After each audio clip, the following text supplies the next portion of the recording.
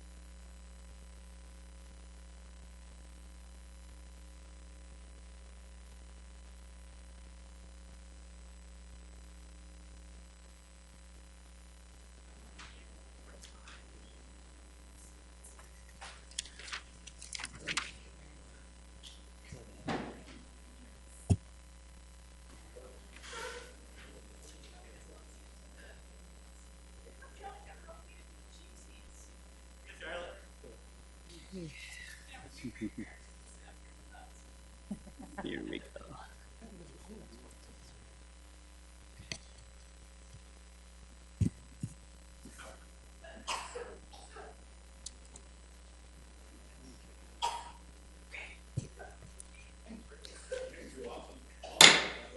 Good afternoon. Welcome to our City Council informational meeting. Today's date is Tuesday, December 9th. We have, after today, one more meeting left for the year. Next Tuesday will be our last informational and council meeting for the year, so enjoy this one. We only have one left for this year. Begin our meeting today. We will go right into City Council open discussion. Councilors, oh, yeah, a new seating arrangement too. It's going to be fun to remember where everybody is. Yeah. Councilors, anybody? Councilor Rolfing? Yeah, I'd like to give a report on the UDC Transportation Coordination Committee. We met last Thursday, and I thought it would be interesting to bring you up to date on where we stand on some of that. This is a group that is implementing some of the, or works with implementing some of the changes in the to the Transportation Coordinator Committee that we have. First thing we did was we came up with a transportation service directory that some of you may have seen. I'm sure it's out here in our DS or wherever we got it here, and we've already had people asking for reorders on that. So we're going to have to reprint or print again, and we're going to have to and then get it out to different places. So that's going over very well, that people understand what all their options are for public transportation, including paratransit, et cetera. Then we reviewed the Section 5310 grant application document that we used for last year's applications, and we made a few changes. There was some kind of doubling up, if you will, and we made a few changes on that, and we're going to submit that to. Well, I guess we don't have to submit it. We're going to use it. For this year's grants have been approved by the state, and they're on their way to the FTA for approval there. We did also okay a preliminary job description for the new volunteer driver recruitment and training program person that we're going to be hiring to help improve the volunteer situation, so that we have more volunteer drivers for a project car for a number of other organizations around, so that they can help pick up some of the slack that we have in that may occur. We hope it's not, but we planned it not, but we know there will be some in the paratransit, and so that they can also use that program instead of paratransit when it's more appropriate. That person's going to have a big job. It's a part-time job. Funding's there for it, and we're looking for the right person. And then we are working on plans with River City paratransit services and Project CAR of Sioux Falls on contracts with them to have them also take over some of the areas that paratransit and regular services using at this point. And then Sam Trebelcock reviewed the Sioux Falls Tomorrow recommendations for transit. We went over those, and that was about it. We had a very productive meeting. Okay, questions for Councilor Rolfing regarding the UDC committee? Other open discussion? Councilor Staggers. Yes, I was wondering if we could get some more information about these two liens placed against the city. This is the first time I've ever encountered this happening to the city itself, and so I'm particularly interested, and I'm sure my colleagues too are. And to answer those questions, I know City Attorney Dave Fifley is prepared, so Mr. Fifley. Thank you, Councilor Karski. Councilor Staggers, this is a unique lien that is filed not against any building or property, but it's only on the account itself. So it's a lien on proceeds, not on any particular building. We provided the council through Tracy Turbach's memo to you that's on SIRE, as well as all the supporting documentation regarding this lien. It's there both for your benefit and also public benefit in terms of full transparency of what this item is. This is an item where the architect was asked to certify that work being performed on the event center was conforming with contract documents. The architect did not certify that that work, and this is involving the metal panels, that work was conforming to the contract documents. Mortensen has therefore not been paid, and in turn, Dawson is their subcontractor, and they have not been paid. So Dawson did the statutory requirement to place this lien on the proceeds or on the event center account. So it is not, again, on the building.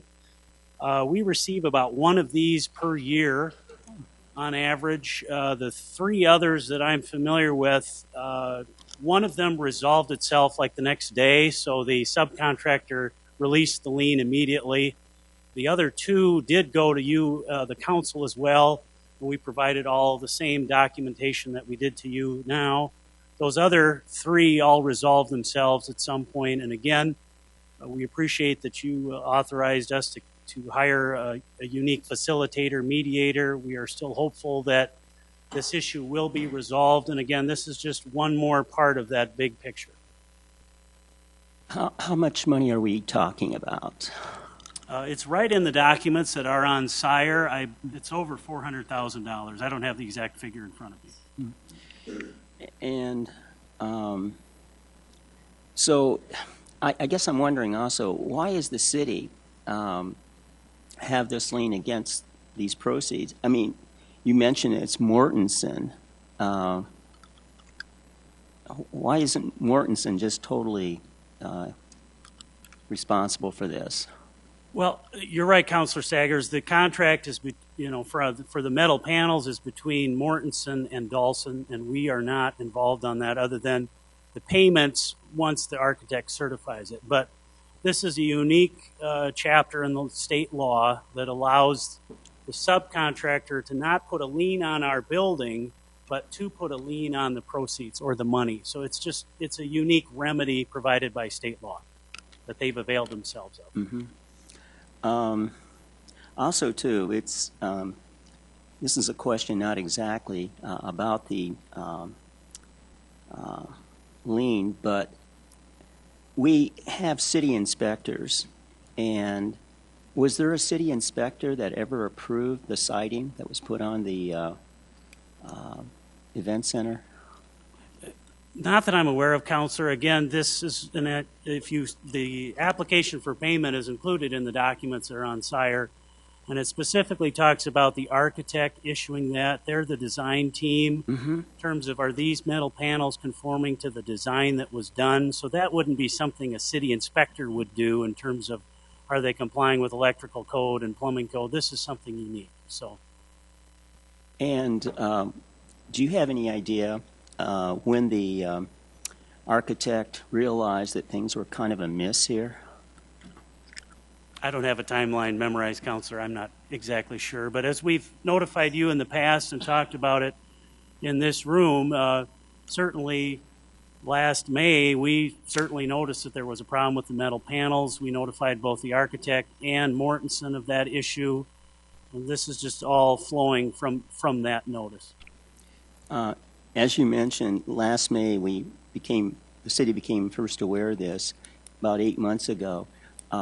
Is this going to be resolved in the very near future? Does it look like that, or any insight as to what's going to be happening?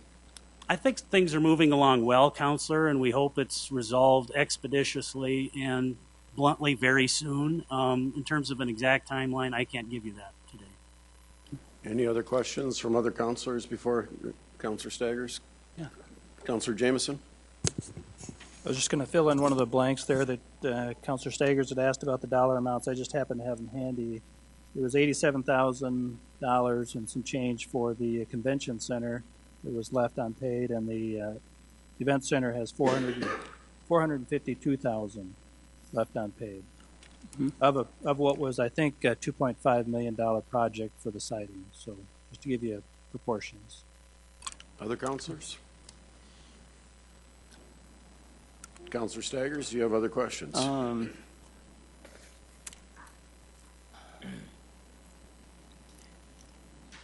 Yeah, I have other questions, but I don't think they're appropriate for Dave Fifley. Public Works, maybe, I don't know. Maybe. I don't know. Mr. Cotter, Counselor Staggers has some questions. He didn't know if they'd be appropriate for you. You want to take a shot and see if it is? Apologize, I was having a conversation offline. What's the question? Well, one question that I wondered about is the formal occupancy permit. I assume that the city issued a formal occupancy permit. Right, that's a formal process through building services once it meets its certain standards for fire prevention and alarm systems, things of that nature. So that would be in Mike Cooper's area. Okay. Yeah. Okay. I think that's really. Thank you, Counselor. Okay, very good. Mm-hmm. Any other open discussion? Counselor Anderson. Since we have you here today, might as well get a little utilization. On the consent agenda, I just noticed there was tree trimming, electric light. Mm-hmm. What are we trimming? What trees? Where?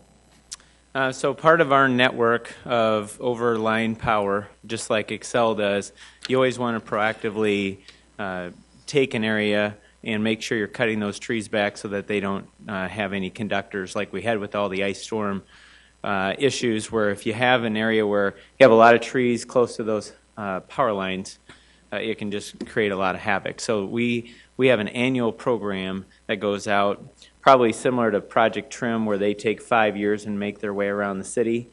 We have an annual program that we trim back trees to make sure that they don't affect our overhead power lines. The only difference is you guys actually trim the trees than Project Trim, where we have the citizens trim the trees. That's right. Yeah. Thank you. No, that's fair. I was only referencing the 5-year time period. That was a good reference. I appreciate that. Question for you too, Mark. Tonight's consent agenda includes some trucks, bucket truck, I believe. Mm-hmm. Are the bucket trucks, I know that there's several owned across the city, are they controlled by one central fleet operation, or does Parks have theirs, Public Works have theirs, Electric Light? Do everybody own their own bucket trucks? Well, I know that in recent time, we've purchased one that's got a smaller reach and a longer reach, more for light. They are daily trucks that are used. Parks does have their own, and they, I think, even have, in some cases, a much higher reach. But they are daily trucks.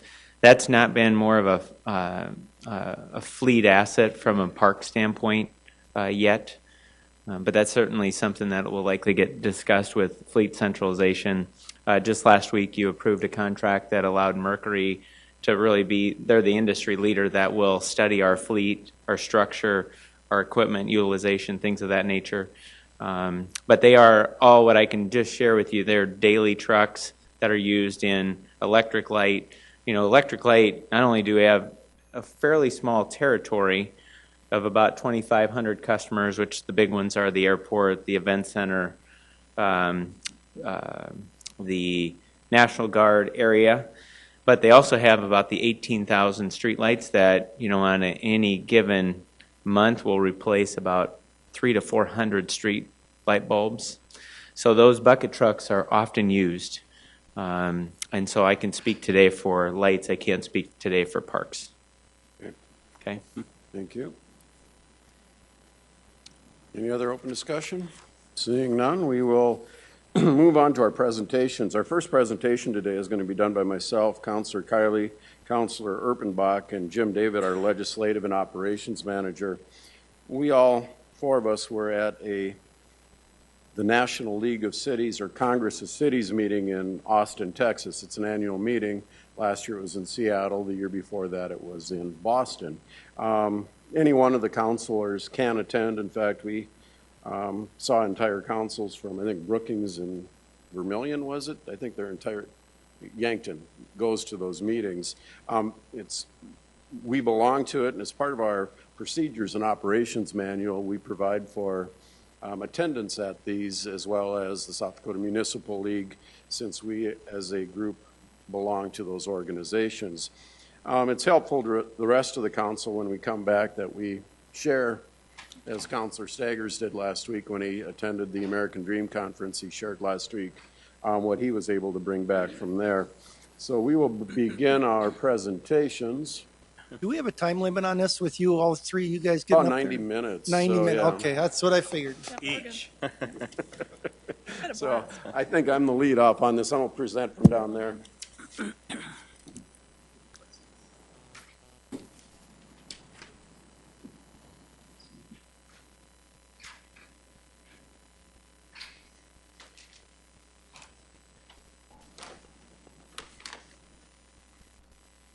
All righty.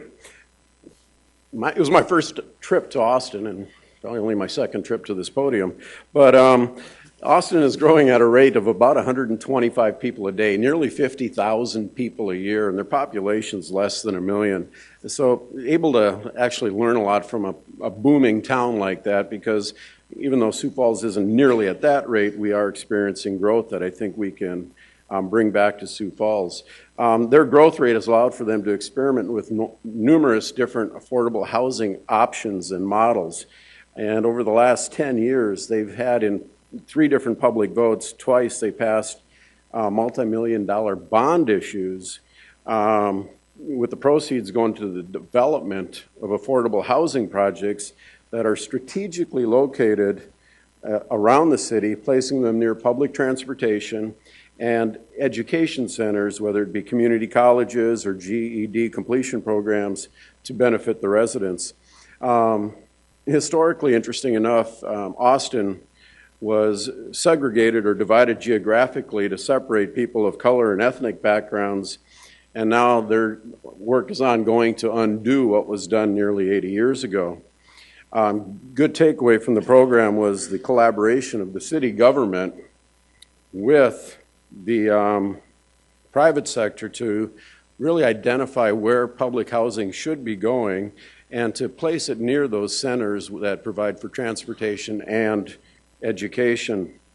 And the other thing is their affordable housing really is intended to be short to midterm in nature and very functional, I guess, in the way it's laid out. I also attended a historic preservation. The first one on the housing was about a 4-hour tour of Austin with numerous stops. Later that afternoon, I went to a historic preservation seminar. It was a 3-hour seminar that dealt with utilizing regulatory ordinances to oversee historic preservation. I can't really say I had any sort of epiphany here with what they came to the table with. It was an interesting process, but I think each community is unique when it comes to historic preservation and judging what they see as important to them. But the important thing was, how to draft ordinances that allow for that to happen. Sustainable downtown development. There's an area there called the Seahome District, and it was once an industrial area in downtown Austin that housed a large power plant.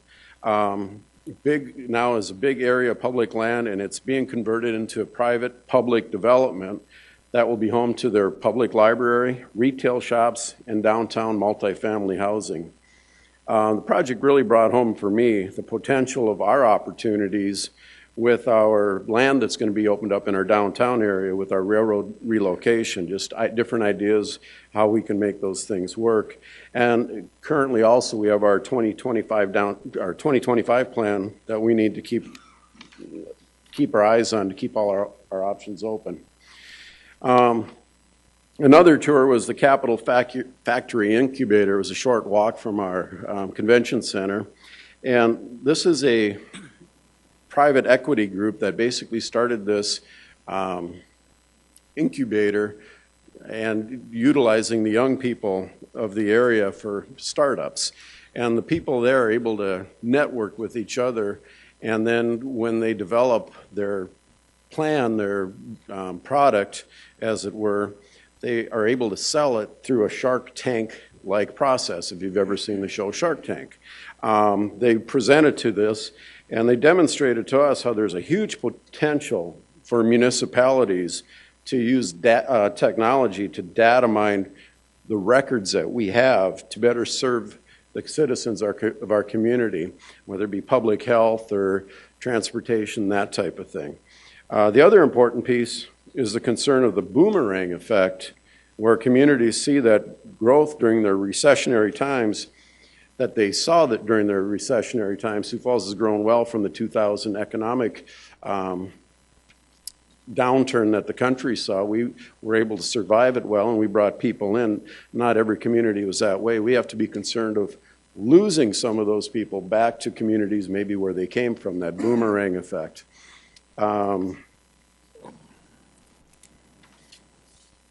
So, the question becomes, what can we do to foster growth from within our community by keeping young people at home instead of trying to attract them back later? And I think came to mind was an interesting article in the Argus Leader here in the last week about the number of young people with college degrees, with bachelor degrees, were like at 26%. Compared to the rest of the nation, or even a lot of our, like Rapid City, at 16%. So I think we're doing a good job here. It's keeping those jobs open and using those young people to keep them here, so we don't have to worry about attracting them back later. The other thing about the incubator, the Capital City Incubator, Austin, by their own admission from the people that were there, is a very difficult community to walk in. I mean, their sidewalks are uneven, they come to dead ends, and you're going back and forth. I think in Sioux Falls we've done a great job with keeping foot traffic alive. But the young people that were there at that incubator, they really stressed the importance of, they pointed at Interstate 35, which you could see from the incubator, and it looked like a parking lot. I mean, just the cars were at a standstill. It was about 5 o'clock in the evening. And they said, I'm so glad I don't have to deal with that. I live downtown here, and I can walk to my work. The younger generation really wants to be close, that live-work environment. And our community with fostering housing downtown, I think, is going to become more and more important.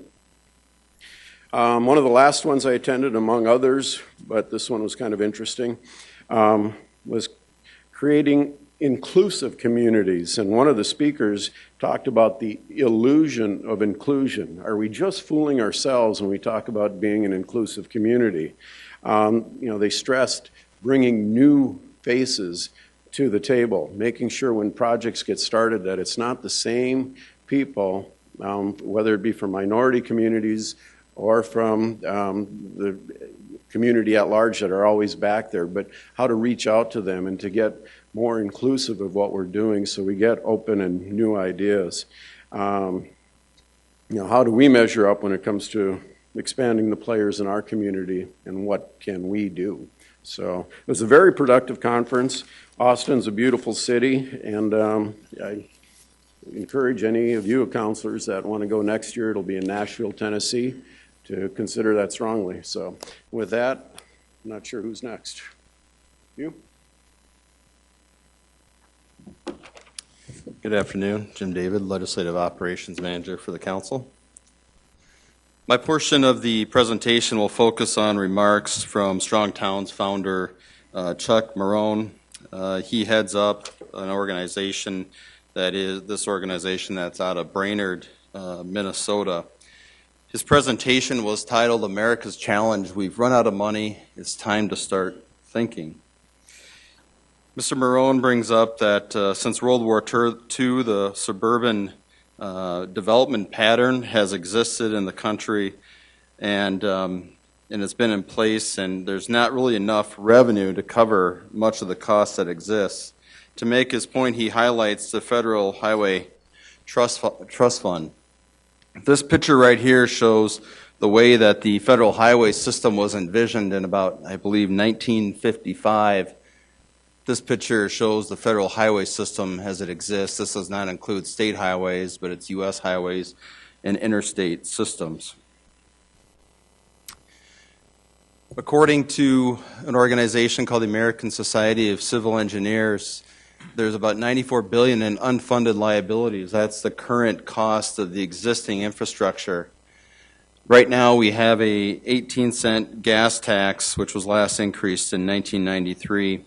And Marone had done some math, and he said, well, what if we increase it based on inflation? What if it would have increased since 1993 based on inflation? It would have been about 30 cents. Well, what if that increase is based on GDP? No, we're about the same, about 30 cents. Well, in order to fund the liabilities out there, actually the organization, American Society of Civil Engineers, estimates about 77 cents. But as he points out, when you quadruple the size of the gas tax, what's that do to consumption? Well, consumption's going to decrease, so then what does that cause? Well, they're going to want to increase taxes again. You have this dog chasing the tail type of a scenario, so he says it's unsustainable. I did that for you, Kermit, or Councilor Staggers, after your presentation last time, so I had to do those little effects there for you. So,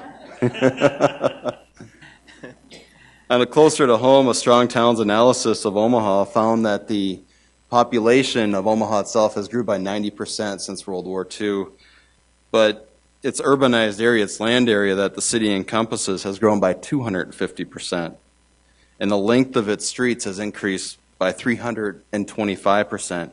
And according to him, this is not just in Omaha, but in many other cities across the country that they need to come to grips with, and how are they going to be able to maintain.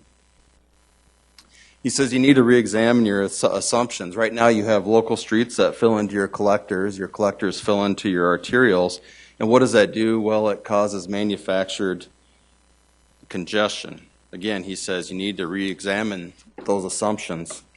Says on their website that a transportation system is a means of creating prosperity in a community, not an end unto itself. Basically, a street is not there just to get a person from point A to point B, but instead, he recommends something called complete streets. A street is intended, according to him, to slow traffic. Right now we have streets that accommodate pedestrians with an environment dominated by cars. What he recommends is accommodating cars within an environment that's dominated by pedestrians. Streets build wealth, congestion drives development.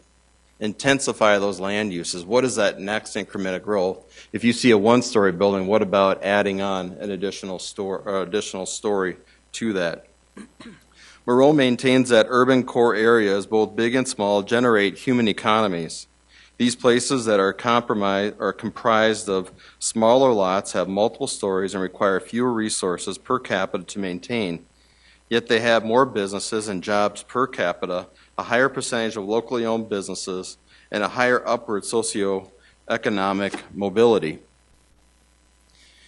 He says for 1,000 years, mankind has had experience building cities, building buildings without planning departments and public works departments. No offense, Mark. But a local example he would point to is the Cataract Hotel here in 1871. Just a few decades later, you see the next increment of growth. Pretty soon you have additional stories. You have the building materials no longer wood, but it's actually stone. Again, that's building that next increment of growth. The post-World War II era growth of automobiles, highways, and suburbs, this is something he says is new that we don't have much experience with. He pointed out an example of his hometown of Brainerd, Minnesota. This is what existed at the turn of the last century. But the direction of urban renewal and other efforts turn that into this, where you have warehouses that are mostly, he says, are currently vacant. I went back in our building services and some of the statistics just to look at where is Sioux Falls heading. As Councilor Karski had mentioned a short time ago, the millennials, those that are getting out of, going into the workforce, tend to want to be in the core area. They don't, from what we've heard at this conference, a lot of them don't want to own anything. They do not want to own their own home. Well, looking at the statistics, you see here that in the early 2000s, Sioux Falls, there was over 1,000 single-family home permits. And then 2008, you saw the significant decline, and now it's back up to close to 800. You look at multifamily, at least since 2001, had never surpassed single family. But it did in 2008, and now it did again in 2013. I looked at statistics from that for this current year up until November, and that trend continues. Their multifamily is down slight, but also single family. But multifamily is approaching 800 permits right now, whereas single family is right around or below 600. So it'd be interesting to see the trend lines if they continue, when you see continued development within downtown, and also see the University Village up in the northwest side of town as that more density, that more incremental growth develops. Thank you.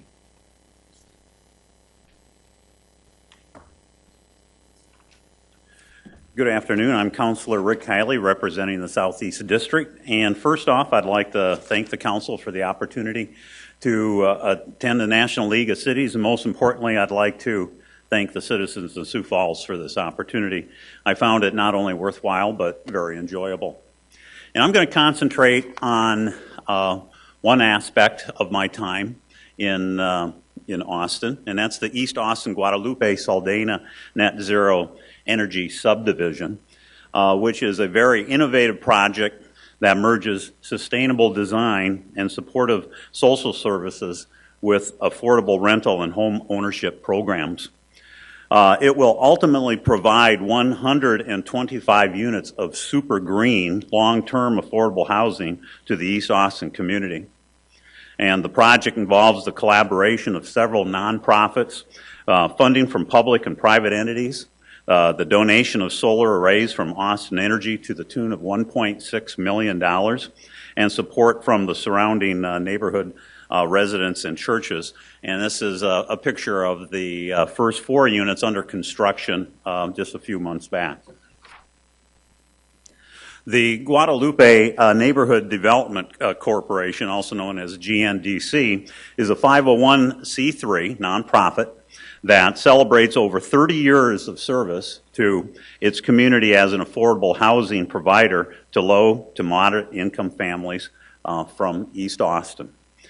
Since its inception in 1981, the GNDC has rehabilitated over 50 homes, enabled over 40 families to purchase homes, and developed over 50 single-family rental units. And the Planning Commission approved the Guadalupe Saldana Net Zero subdivision on September 28th of 2010. The site is comprised of 11 acres. There were existing issues related to site contamination, more specifically to battery acid contamination, which required a cleanup. They received a $400,000 grant from the Environmental Protection Agency to help clean up the site. Following the cleanup in 2012, the GNDC received financing from the Austin Housing Finance Corporation and the Texas Department of Housing using HUD finances and Community Affairs Neighborhood Stabilization Program to construct the first phase of housing at the subdivision. So you can see they utilized a number of funding sources, both public and private. So that's part of the innovation and thinking outside of the box on this particular subdivision. Cost of the construction, the 2-bedroom units averaged $124,500 each, and the 1-bedroom units $87,500, making them all very affordable. Construction averaged $125 per square foot. Comparable sales in the in the area rather, have an average listing price of $225,000, but many of these homes outside the subdivision are in great need of repair and are not in the condition that the new units in the subdivision are. Up to this point, Austin Housing Finance Corporation has invested less than $30,000 per unit, and again, this is because of the multiple funding sources that have been available for this subdivision. Homes are in a land trust, which is rather unique. Home buyers will not have to pay taxes, or at least minimal taxes on the land. The result is they won't be taxed out of their home in the future.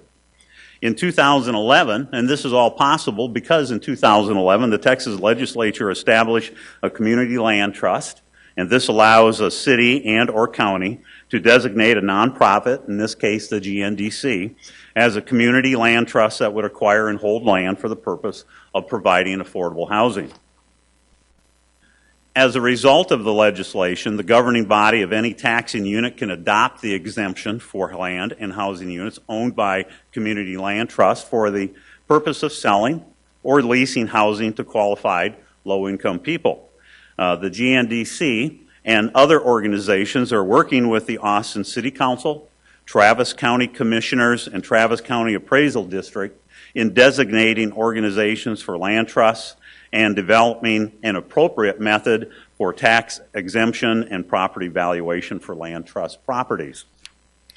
There are a number of benefits as a result of the land trust system. Some of them include benefits to the home buyer by resulting in lower mortgages and homeowner opportunities to more low-income households than non-trust projects. Benefits to the GNDC because the nonprofit will maintain site control, and it ensures that future owners meet low-income requirements. And they're able to maintain site control because existing homeowners, if they wish to sell, they must sell to another income household, or rather a low-income household that meets the qualifications as approved through the GNDC. Benefits, and it also benefits both the GNDC and the City of Austin in that it ensures long-term affordability, thus bringing the highest return in the investment of public dollars in the project, and in this situation, it cleans up a blighted area. Now for the super green aspects of the project. The subdivision will have a net zero designation in which eventually 60 units will produce as much energy as they consume over the year, resulting in a net zero energy bill. Because of unique site features of the 11 acres, a large portion of the site will be left undeveloped. Much of this open space will house a biofiltration pond, which will assist with water quality management, walking trails, and general green space. So it's ecologically friendly as well as being economic too in terms of energy use. And this is a kind of a site plan, and the area in the upper right-hand corner of this site plan would indicate there's 5 units. Actually, 4 of those 5 units in the upper right-hand corner have been developed, and then there you can see the green space that is in between. And the biofiltration pond in the kind of towards the lower right, and eventually a community center that will be built in this area. And then on the left-hand side would be future construction of other units. 58 units have been designated for home ownership. 32 units will be rental units, and 35 units have been proposed as supportive and transitional rental housing. So again, it accommodates individuals from many different economical areas. And the GNDC will rent to persons with incomes up to 60% of the Austin median family income.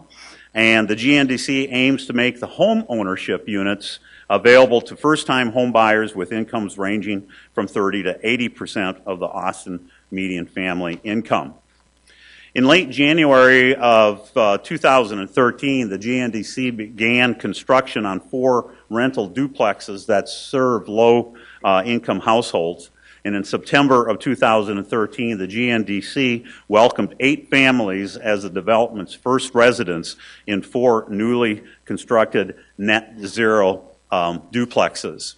And the next picture will show you, and this is a picture that I took from the back of the completed units, and I'll talk about the solar panels or arrays that are on the roof later on. And this picture was taken from the green space. The biofiltration pond would have been behind me.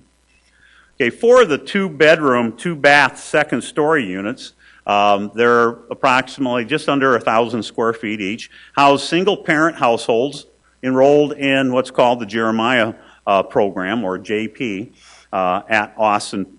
And the plans are underway to break ground on another JP housing center, including a child development center. JP is a nonprofit corporation that assists single parents and their children to break the cycle of poverty by providing a supportive community of affordable housing, developmental child care, life skills programming, individual coaching, and empowerment training. So you can see they're providing more than just affordable housing. They're providing a lot of services to help sustain these individuals. Again, following are a few pictures of the 1-bedroom and 2-bedroom units. The picture on the left is a picture taken from the front side of each unit, and this is a picture. The picture on the right is one that I took from the side, and you can see the solar arrays or panels. The solar panels, the larger panels on the right side of the roof of this particular unit, collect solar energy and convert it into electricity that's used by the homeowners. And the panels on the left are actually a form of solar water heater. Water is pumped up to the units and heated, and then the occupants of each unit then utilize that water. In addition, every aspect of this is very green, from the lighting to everything is sealed up tight. Any place where utilities such as plumbing and electrical penetrate through the siding, it's sealed up to make it as energy efficient as possible. Again, the net goal is that it's net zero. And in some cases, some of the units have actually, the occupants have used less energy than what their unit has produced. And in that case, it goes back on to the grid. They're not given a credit of any type, but in that case, the City of Austin then would benefit from that. So again, in the final pictures here, in addition to the units that I just discussed, they are rehabbing older homes and relocating them to properties to the south of the units that we just looked at. And you can see the picture on the right is one that's under construction, and the one on the left is one that has been completed. And again, they are making those available to families in their affordable housing. And so in addition to this particular session, I did attend the Weberville solar plant tour, which was a 380-acre site. It produces 50,000 megawatts per hour annually, enough to power 5,000 homes. And you can ask me questions about that if you have additional questions on that. I also toured the Robert Mueller Municipal Airport Redevelopment Center that Councilor Erpenbach is going to be presenting, and I also toured the downtown development area, which was actually called the Seaholm District, that Councilor Karski has already touched on. Again, thank you very much for the opportunity.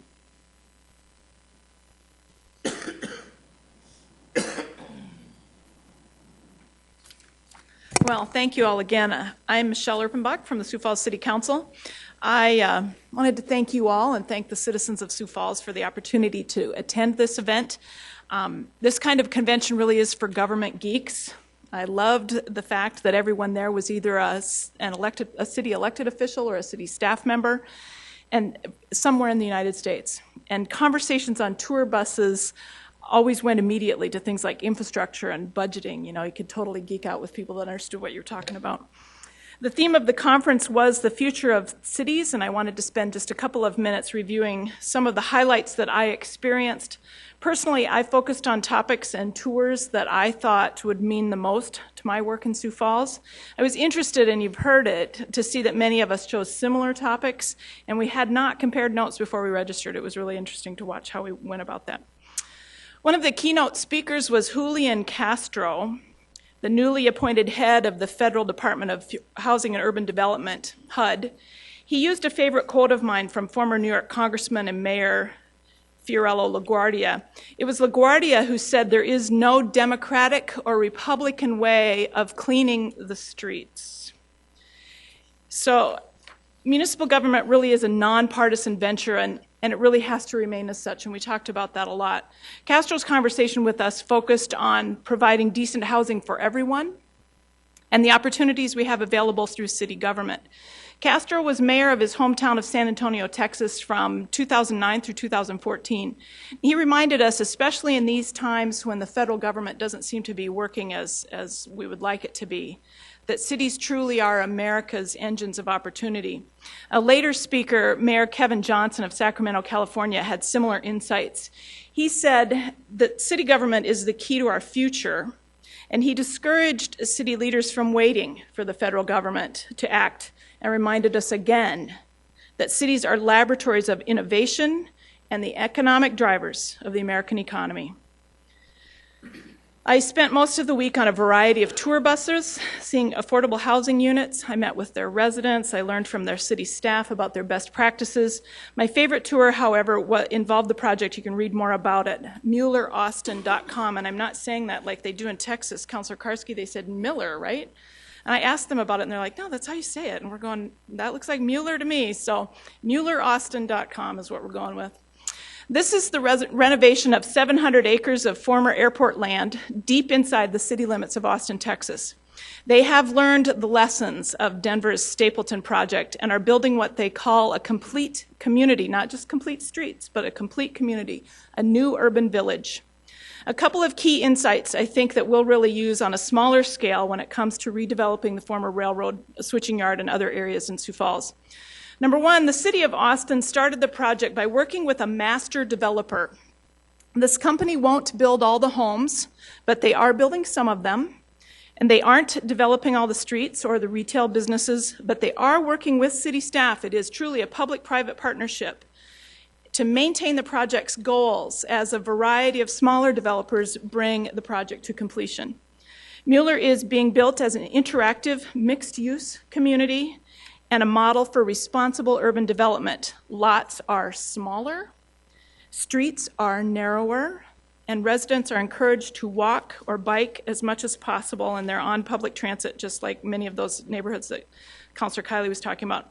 The project has 6 key goals: fiscal responsibility, economic development, sustainability, and that's one, ask me about that one later, what they use to water their lawns, compatibility with surrounding neighborhoods, revitalization of a declining area of the city, and for me the most important, diversity and affordability.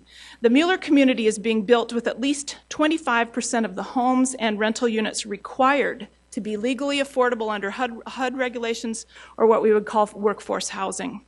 The project at this time is about 1/3 complete. In the end, it will have 13,000 residents, 13,000 jobs, 3.5 million square feet of office or institutional space, and 750,000 square feet of retail space.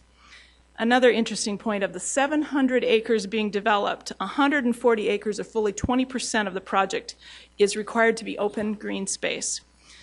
We've taken a lot of time. Again, I thank you for the opportunity. I'm open, and the rest of the group is open to questions and conversation about any of this, either today or in future meetings. Again, thank you so much. Questions from the rest of the council regarding our trip to Austin? Councilor Staggers. I was intrigued by the presentation from Councilman Kiley about the nonprofits being able to build affordable housing and then paying little or no taxes on the land. Any thoughts about maybe doing this in Sioux Falls? Councilor Saggers, good question. And I've actually had the opportunity to follow up since I've returned from Austin and talk with Community Development Director Darren Smith about that very possibility. And he believes that there's maybe 2 other locations in the state of South Dakota that has looked into land trusts as well.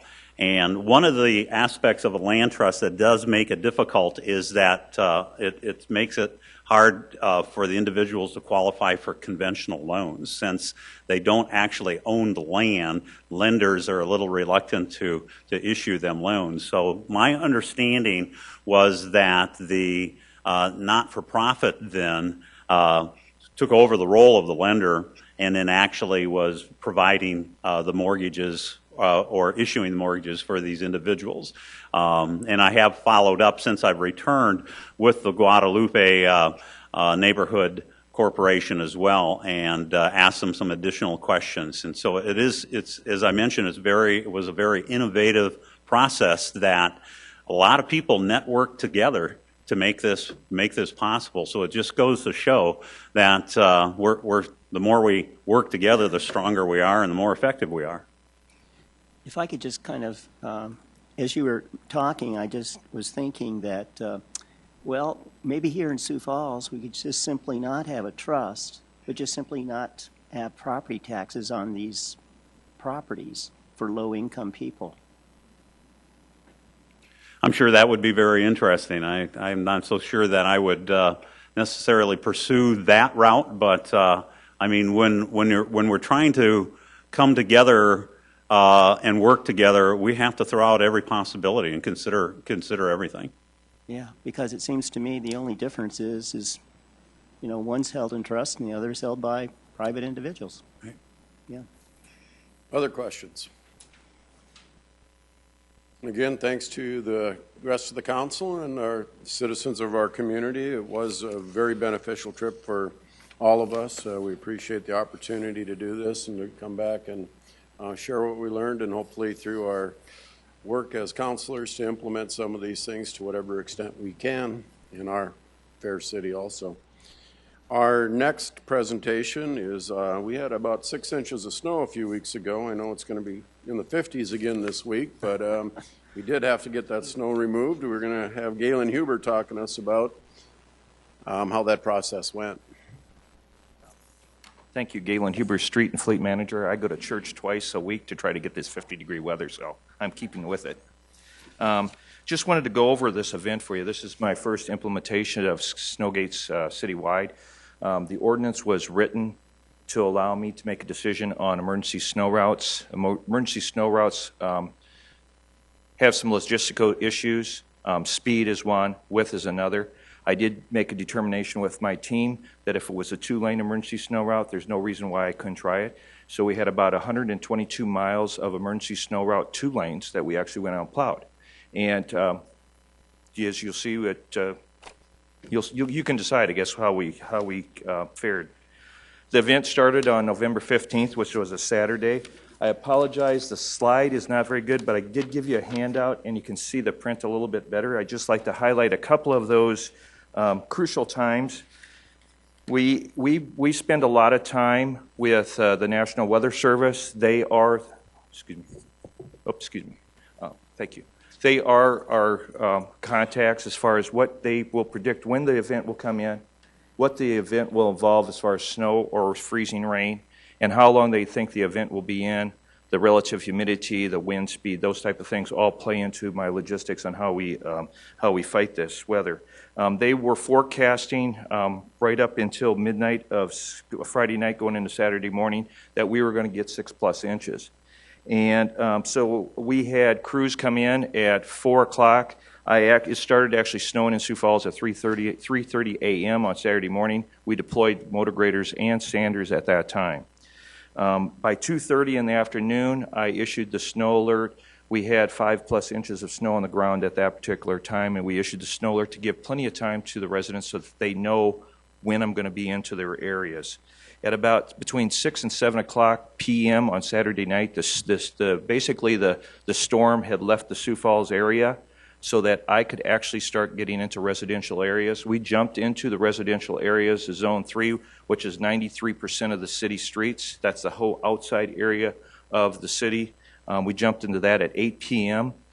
And we were finished plowing Zone 3 at 2 p.m. on Sunday afternoon. We also, Zone 2 is the area that has a lot of on-street parking. And so to deal with those people, we have very specific times when we go in. In Zone 2, we go north-south at 8 a.m. and Zone 2 east and west at 8 p.m. so that those people can move their vehicles so that they don't get ticketed and then possibly towed. We did Zone 2 north-south. It took us from 8 a.m. till noon to finish that. We actually had a really good push. That usually takes us a little bit longer to push that area. And then we did the Zone 2 east-west later that evening, and again had a really good push on those particular areas. And then the key factor is we come in and pick up the downtown area. We pull all the snow. We work with the businesses down here. They put the snow from the sidewalks into the gutter pan. That's the only area in the city of Sioux Falls where they're allowed to do that. We come in after 1 a.m. in the evening, or 1 a.m. in the morning, and we pick up all that snow in the downtown area and we haul it to one of our drop sites. And we finished up at 4 o'clock. When I start the clock running is when the first motor grader goes into the residential area. So I started the clock at 8 p.m. on Saturday night. That's when it starts ticking for me because now I have control over the entire event. Prior to that, the weather has control of the event. I spent from 4 a.m. to 8 p.m. Fighting the emergency snow routes because of the 6.5 inches was spread across that time frame for me. And so until it's quit snowing and I can really get off those emergency snow routes, I have to wait before I get into the residentials. Plus, I want it to quit snowing because I don't want to get into residentials before it quits snowing. I don't want to plow snow, have a street clean, and an hour later it's got 1 inch or 2 inches of snow on it. So there's a purpose to it. But basically, we finished up plowing the city in 32 hours, which was a good push for us. Some of my observations, and maybe this is, I missed this during the testing phase of snow gates, but when you have 36 of them out there, you're going to start seeing some of these things that showed up. I noticed that motor graders, when they first started plowing a street, when their blade was empty, they did a really good job. Even with 6.5 inches, they did a really good job of holding the snow in the blade and keeping snow out of the driveway. But as that motor grader continued on down the block, there was more and more snow being collected in the mow board that wasn't being released when I had the gate up. And so by the time I was getting down to that 5th, 6th driveway, there was so much snow in the mow board that when I put the gate down, it just blew right around the motor grader, either over the mow board or over the snow gate. Here's an example of it. Actually, you can see it. I dropped the gate, and as you can see that there's a little bit more snow on the right side of the driveway than on the left side of the driveway. It actually shows that it was cleaning and holding a little bit better, but I did get some snow to actually, at first, started to come around. Now, if you can give me the next slide. This is down the block just a little bit farther. If you take a look at this driveway right here, it looks like I didn't even drop the gate. There was so much snow that came around the snow gate that basically the windrow was almost identical to what it is when I had the gate open. So that was something that I didn't see in the testing phase, or I didn't realize it in the testing phase. I did find out about that throughout, and that was pretty consistent throughout the city of Sioux Falls. I will tell you I had some technical difficulties. The third valve that we use wasn't operating at times. I'm still having John Deere factories working with me on that. We believe it's in their computer motherboard because we found out that if we turned the motor grader off, let it set for a couple minutes and turn the motor grader back on, it would operate again. And so we believe it's actually the computer system within the motor grader that has a malfunction in it, and they're working really hard to try to fix that for me before we get the next snowstorm. Just a little bit up on my snow management. I've broken the city of Sioux Falls up into 18 districts, and basically what that means is I have like equipment that goes in all 18 districts all at the same time. Everybody gets the same treatment no matter where you live in the city of Sioux Falls. I operated 36 snow gates through this event. All my sanders are computer driven, which means my operator gets in the truck, they punch into the computer, and the computer system actually runs the spinner. If I'm putting down, I can start at 400 pounds per lane mile, and I can go up to 1,200 pounds per lane mile. If I'm putting down 400 pounds per lane mile at 10 miles an hour, I can go 30 miles an hour and it still only puts down 400 pounds per lane mile, or I can be going 5 miles an hour and only puts down 400 pounds per lane mile. The computer is driving the sander based on how fast my vehicle is running. I eliminate a lot of operator error that way. I also have utilized 8 cameras within the City of Sioux Falls. Traffic engineering, I have Heath Hofteaser and I have worked out a partnership where he has traffic cameras that he monitors the flow of traffic, and he can control the signals. He has allowed me to get on those cameras, and I can see as the snow is falling in these areas when I can time my sanding operation. I'm also monitoring and managing my salt. It's at 75 square miles. It's fairly common that one part of the city is going to get more snow than the other part of the city. I don't need to put down as much salt in an area of Sioux Falls that's not getting as much snow as someplace else. Typically the south, the storms that come out of the four corners of the United States have lots of moisture, and I get a lot more snow in the southern part of Sioux Falls. I can manage my salt usage a lot better with these cameras, and we're working with Heath, and he's probably going to get me 2 more yet before this winter is over with. And they're strategically placed. If you'd like to know where those are, I could certainly tell you where those locations are, but they're strategically placed on high volume intersections, which are good for me because those are the ones I need to keep functioning as far as safety goes. And then you hear a lot about people talking about different places in the country use different types of additives, less corrosive type materials. And, you hear about the beet juice that they use up in North Dakota. They use some potatoes mash type stuff in the eastern part of the state, or United States. They use different types of additives. I actually use an additive too. We use a corn-based additive. It's called Caliper 2000. We mix it with the liquid calcium chloride that comes in on tanker cars. And this helps reduce the corrosion of calcium chloride. Doesn't eliminate it, but it does help with the corrosive factor of the liquid calcium chloride.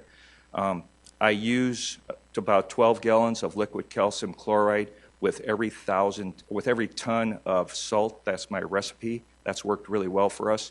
I don't like to put any more than that in. I don't need to put any more than that in. And just some statistics of the event. We did the Sioux Falls National Weather Service is the official record keeper of weather. We did receive 6.5 inches.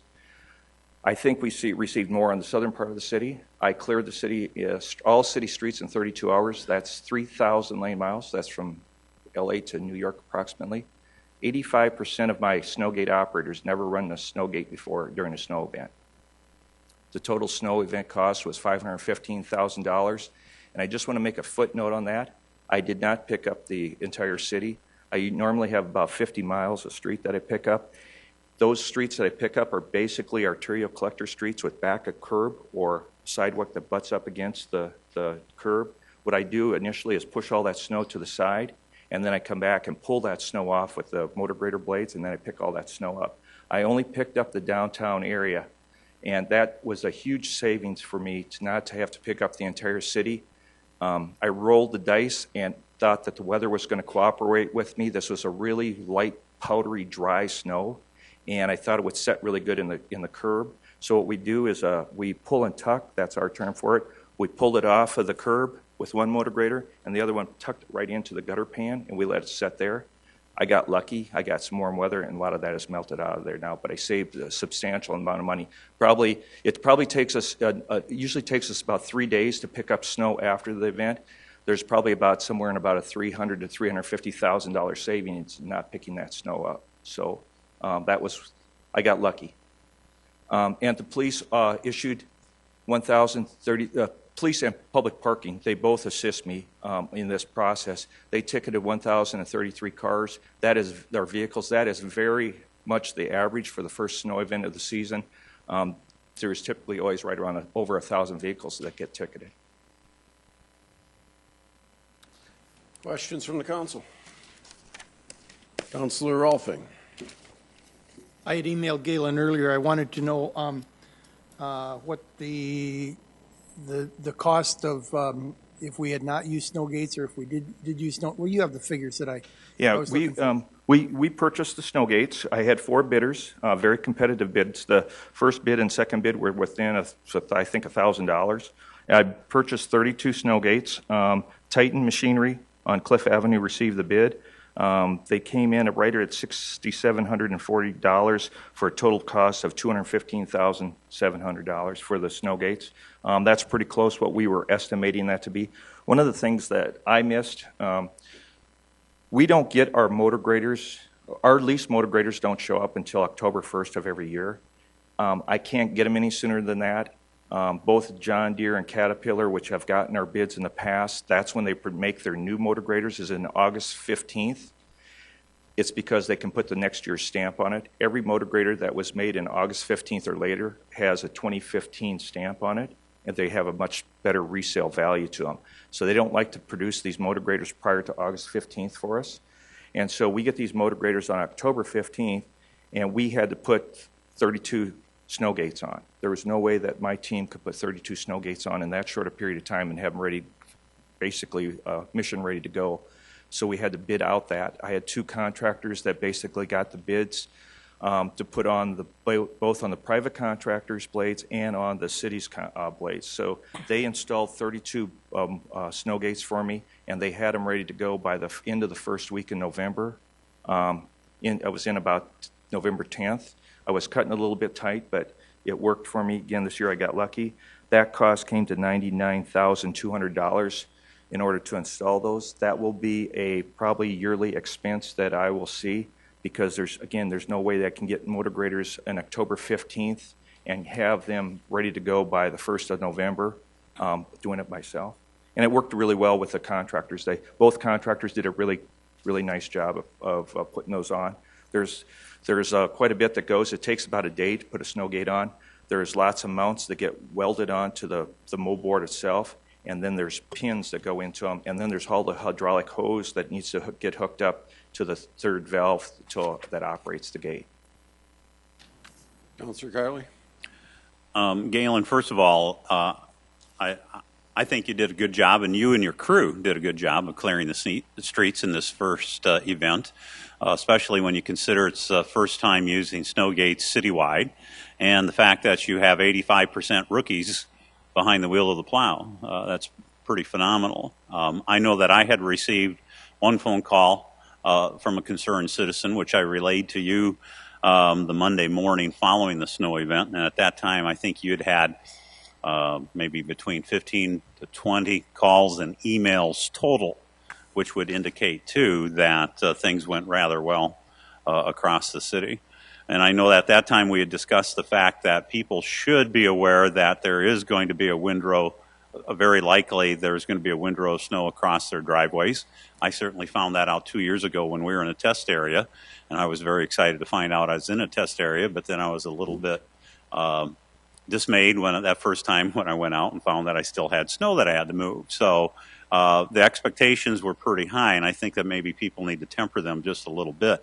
But in this situation, we had 6.5 inches of snow, and we already saw some of the snow going around the gate. How much more snow do you think we could have received, and the snow gates still retain effectiveness? I'm thinking that this was a really dry snow, so it pushed easy for us. And this was 6.5 inches. I'm thinking that if we would have tipped to that 7-inch mark, it would start floating across. That's where it's the really tipping point, because if it floats across the moldboard, it doesn't look like I plowed. There'll be snow left over in the street when I go through it. That gets packed down and gets very slippery, and I have to go do something with it. So it's almost like I have to plow the city twice. And that's something that I don't want to do. So it's hard for me to nail it down. I told Mark that I want to try and push them as hard as I can. I'm not afraid to try another 6-inch snowstorm if it's dry. I fear a 6-inch wet snow. North Dakota has told me that wet snows, when you start plowing them with a snow gate, you put the gate down and it forms up like concrete, sets up like concrete, and when you lift the gate, it doesn't come out. They've actually had snowstorms where you basically stop the motor grader, you back up, you slam the moldboard down onto the street to break it loose, and you drive with the gate open and try and push it. They basically, I talked to almost every North Dakota city that runs a snow gate, and they have basically somewhere between 6 and 7, they all have marks where they will not even use the snow gates. They basically tell the citizens right up front, at 7 inches, we're not using snow gates. It leaves too much of a mess on the street. You're not going to be happy. I need to plow the street so it's safe. So that's where they're at. Again, I don't know what that is for me yet. I said I will try another 6-inch dry snow again. I think we did really well. It pushed really well for me. I didn't see a lot of negative impact. I got less than 100 calls throughout the entire event to the end of people that were disappointed. And with the population, I think that's a victory for us. I would agree. Thank you. Councilor Erpenbach? A couple things, Galen. Talk about then if we get to that point where you decide it's snowing to beat the band, it's really wet, it's really heavy, and we're going to get 7 inches, you're not going to do snow gates. Do you have to take them off of the grader to do that, or can you run the grader with the snow gate up? We believe we can run the motor grader. We believe we can run the motor grader with the snow gate on. When we're picking up snow, we've already tried it. When we're picking up snow, it doesn't work. The snow gate the wing sets up, and the snow hits the snow gate. The snow hits the snow gate and diverts it back onto the street for us and doesn't allow us to pick it up. We'll have to take them off to pick up the snow, but we don't need all 32 motor graders to pick up snow. It'd be a limited number of motor graders that we use to actually pick up the snow and form the windrows. But we would have to take it. I believe we don't have to do it if we have the snow gates up. When we're picking up snow, we will have to take them off. Okay. And again, that's just my guess. Still guessing at this point. I understand that. One other question by Mr. Chair. My other question is then about that observation that you made that you hadn't realized in the testing that snow after the first few feet on a block starts to pile up, and you showed examples of that windrow looking like it hadn't been plowed at all. So is it better then, this would help realtors in town, is it better to sell the house that's closer to the corner or farther away from the corner? I'm sorry. I mean, seriously, we're talking about some people are going to get better service than others when these snow gates are working. Is that what you're saying to me? And remember that it was a 6.5-inch snowstorm. We don't get a lot of over 6-inch snowstorms. I think this would work very effectively with 3 inches and 4 inches of snow. I'm not pulling so much snow down the street then. This was a real test for me because it was the most snow that I ever used a snow gate on. And so it was a real test for me. I was actually kind of excited to try it because I was going to start putting my line in the sand on where I thought I could be effective and where it would just be a disaster out there. And so again, you're right. When I'm hitting that 6 inches and I'm still pushing snow out there with the snow gates, some people are going to have a lot easier time with having to clean out their driveway with others. But again, I would say it was still worth it for me to push the 6.5 inches using the snow gates this particular time. Okay. I told Councilor Kiley, it's clear you love your job. Thank you for doing this. It's fun to watch you make a report. Thank you. Thanks. Councilor Staggers? Yes. Galen, can you just clarify the emergency routes with the snow gates? Did you use the snow gates on the emergency routes? 2-lane emergency snow routes. It's the 2-lane. Yeah, if they were 3 lanes or wider, I didn't. Okay. Yep.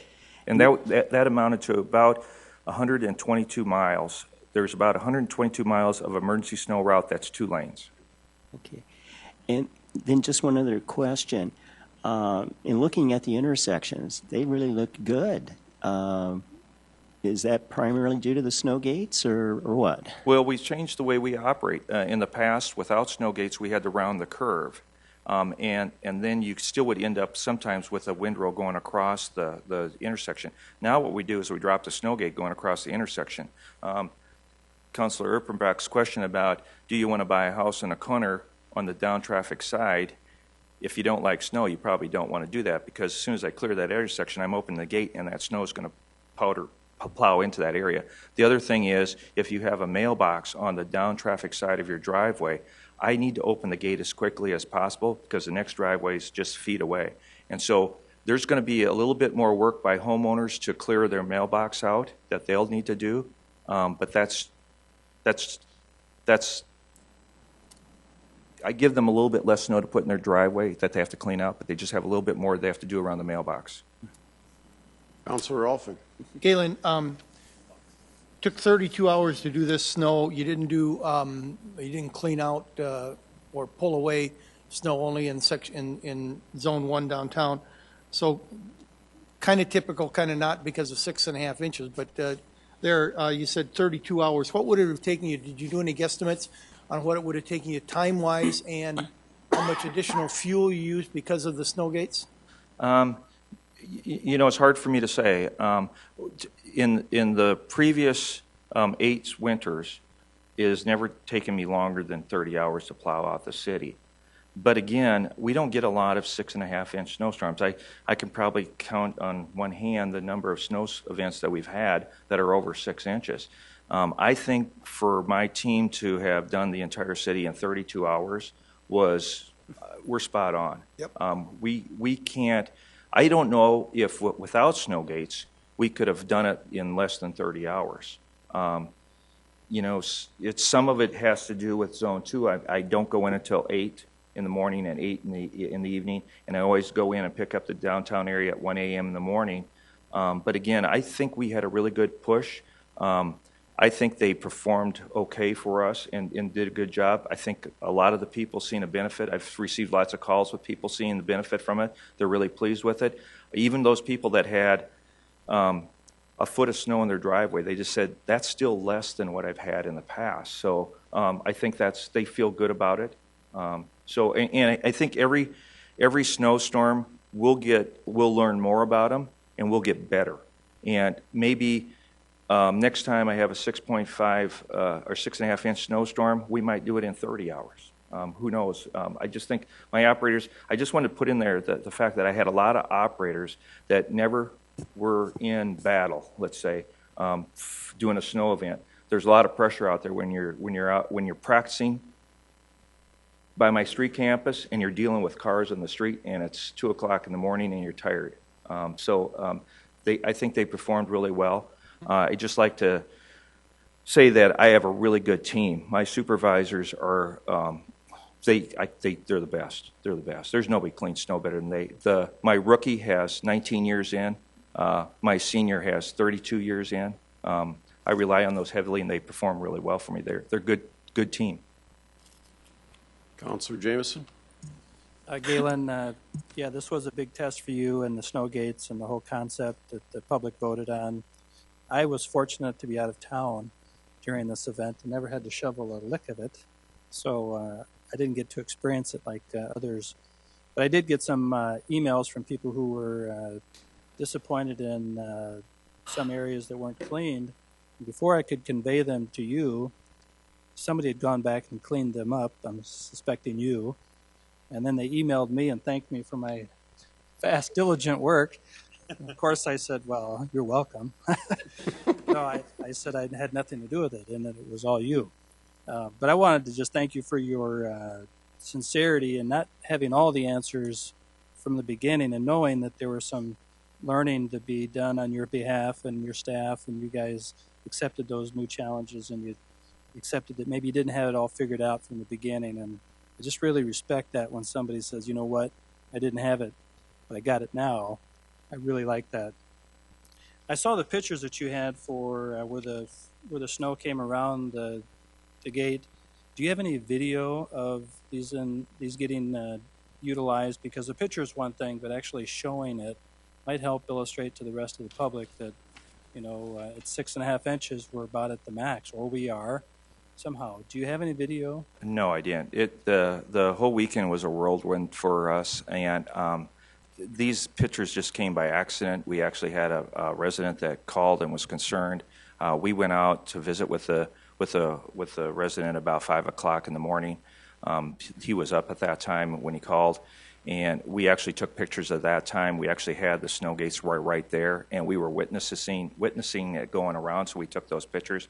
I wished now that I would have thought about it sooner and we would have done it. Councilor Kiley has asked if he could do a ride-along. I can't put him in a motor grader, but I can put him in a typical a crew is 2 motor graders. One runs the center lane and one runs the gutter pan with the snow gate, and then I run a sander behind it. And I can put Councilor Kiley in the sander right behind the snow gate, which you could watch. You'd just be feet away from it, and you can watch the snow gate operate. So I promised Councilor that next time we had a snow alert and I was operating, I'd give him a call and set up a time for him to view that. But certainly one of the things that we want to do is documentation, but for me, so that we know historically how these work and what we need to work on to improve. And videos and pictures are good documentation for me. This is good documentation for me already, where you can see a driveway where just within one driveway it's different. There's more snow when we put the gate down and less snow as we were pulling it through, which means there's probably a little bit less snow in the center of the road as I was going through the driveway that wasn't coming through on the plow. But those are things that we'll try to document in future snow events. Good, thank you. We have problems with him wanting to ride along. You know, he's a track star. He could just run behind as his jog in the morning. I was going to suggest that if he does go for a ride-along, that it be for the full 12-hour shift. That would be so good. He gets a taste of the whole thing. Councilor Erickson? Oh, wait a second here. I think we're going to bring this to a close now. I just wanted to say thank you for your presentation. I think that's great to put this out there for the public so they kind of know what happened through it. I know you did a press release and also talked to the media about it, but I thank you for your thorough presentation, and it helps the public kind of understand what we may see going forward as we do make changes. This is new. We need to have patience, but we do enjoy hearing back from the public, so we can let you know what we're hearing as well. I received, I think, 3 emails and a phone call, which is very minimum compared to some other issues that we've seen before the city. So I think it's working. People appreciate it, some more than others, the first go around. But thank you, and I do understand that it will get better, and appreciate your presentation. Thanks. We were actually planning on doing a presentation to the council. Jim just kind of beat me to the punch. It takes me a little bit to get the cost data put in, and I wanted to give you the costs because I knew that was of interest for you to do. One other just note of observation, the snow gate is about 600 pounds. And again, when you have 32 of them out there, you start to see patterns with certain things. The weight of the snow gate actually puts a lot of leverage on that portion of the cutting blade. I did go through a considerable number of cutting edges on that side of the motor grader, and I believe it's all due to the weight. The other thing is I want to work with Hinky Engineering. When there's an optimum way to put your mow board to cut snow and ice just perfect, and the cutting edge is built that way. When the snow gate is mounted on it, I have to move the mow board, the bottom of the mow board, I have to tip it more upright so that the snow gate sets flush instead of setting like this. And so when I'm doing that, I'm actually using the cutting edge is actually not cutting efficiently, and I'm burning through them faster. So what I like to do is work with Hinky Engineering so that I can show them how I want my mow board, and then they can mount that snow gate so that it sets both at the optimum. The other thing is that the snow gate has a hard rubber cutting edge, which is good because it gives it some absorption and it doesn't break metal pieces.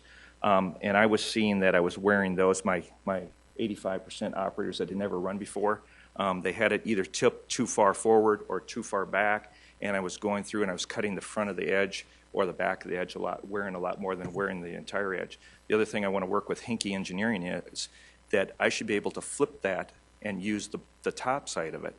That's the way a lot of my cutting edges on my one-ways are. I can flip those and use both sides.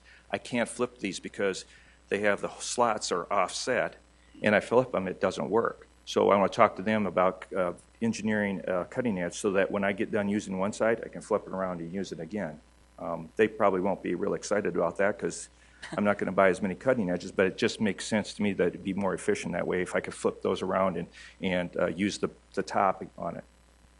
We did also run into some issues. Again, I have one facility where I run everything out of, I have motor graders that go all the way down on the south side. I had a motor grader with a snow gate that broke down, deadheaded all the way back to the street campus on North Cliff, got fixed, got out, went approximately 15 minutes and broke down again, deadheaded all the way back. I've now worked with Parks. Their facility is on the south side. One of their bays, I have cutting edges, bolts, a torch, everything that I need to change out. I have them sitting there so I don't have to deadhead and lose time. That could be another good efficiency why I took 32 hours. I'm deadheading back and forth a lot. I'm going to cut down on that deadheading time when I have a maintenance issue and do minor work there. Cutting edges are something that I know is going to be going on, so I can do that there with my own operators. And if something major, they would have to go back to fleet. So. Okay, thank you very much, Galen. I don't know if there will be a need to do this probably maybe till the end of the snow season and kind of give us a recap of the year. I think would be appropriate, unless you feel there's an urge to come back to enlighten us on something that's going on. I appreciate it, and we'll look forward to seeing you in the early summer. We'll plan on doing an end of the year review.